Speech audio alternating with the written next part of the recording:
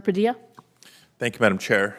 Secretary Duffy, thank you for being here, and appreciated our productive and constructive dialogue by phone yesterday on some of the California transportation priorities that we've been discussing for a while.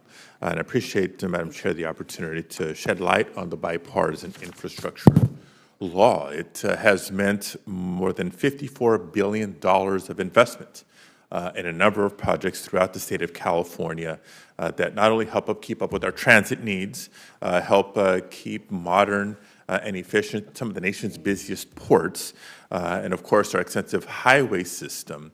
We're doing so to meet some deferred maintenance needs in some respects, but also making necessary improvements to accommodate both a growing population and a growing economy.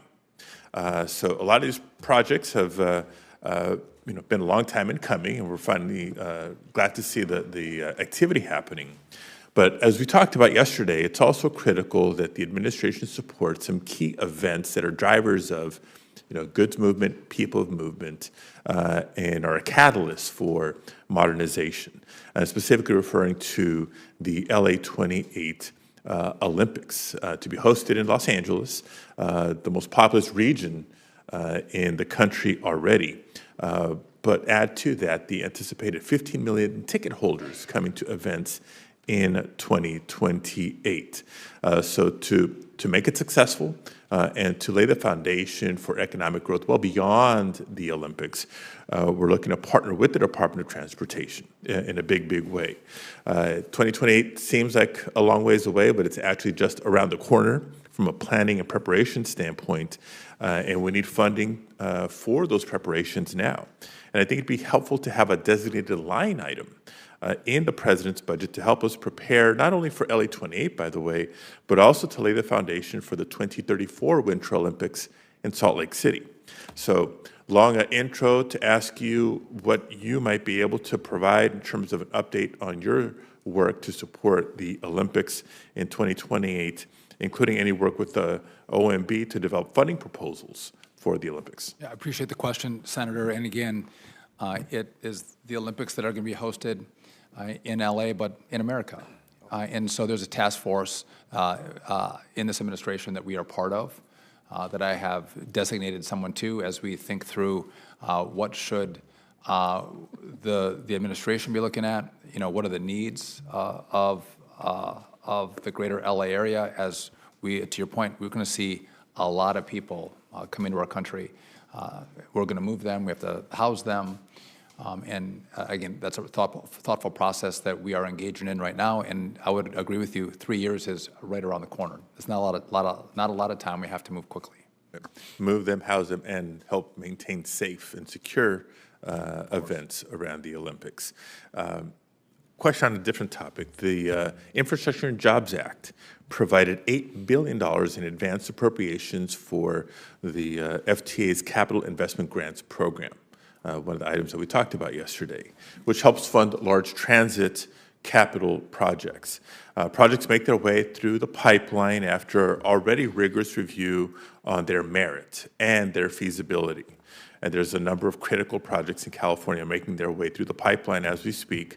But as you can imagine, there's some constituents, there's some transit agencies back home, some municipalities that are a little nervous about the reliability of that funding, given some of the changes and whiplash that we're experiencing here in Washington. As your team executes the program, can you assure us that the review process and just the awarding of funds going forward will continue to simply be based on merit?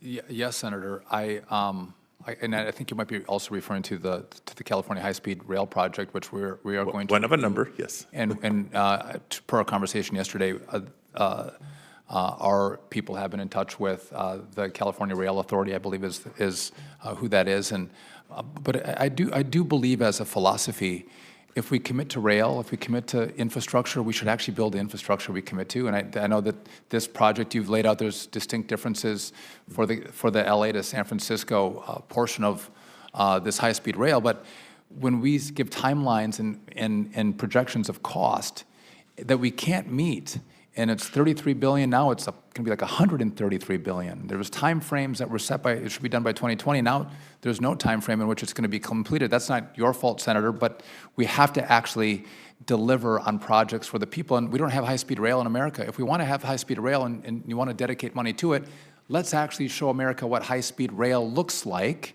because we built it. We didn't just spend money on a project, we built a project. I respect that, Mr. Secretary, but to be clear, that's one of a number of projects I was making reference to. There's transit projects, including rail lines in and around San Diego. Second largest city in California, still another one of the largest cities in America, in and around Los Angeles. Yeah. Second largest city in America, but the anchor for the most populous county in America, around the San Francisco Bay Area. So areas of significant economic contribution to the nation and our federal coffers that can continue to grow with the proper infrastructure investment. So wanted to keep those moving along. Look, Yes. my time is up. I may submit some questions for the record, but appreciate your attention and partnership.